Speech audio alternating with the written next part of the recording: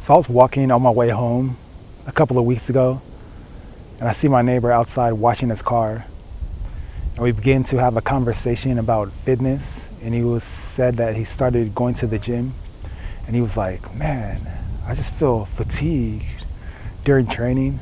And I was telling him that his body will adapt over time.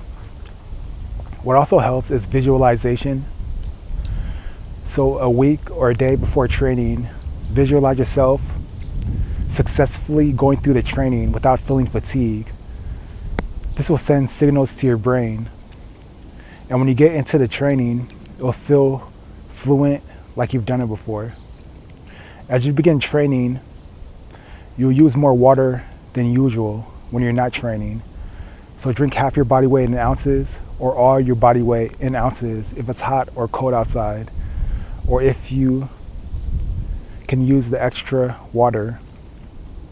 In addition, eat healthy so your cells are nourished.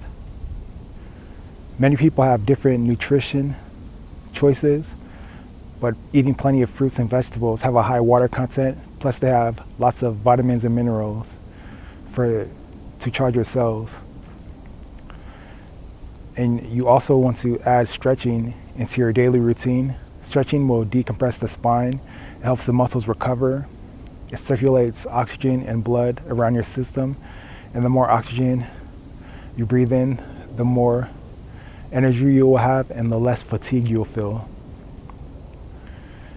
And you also will want to rest.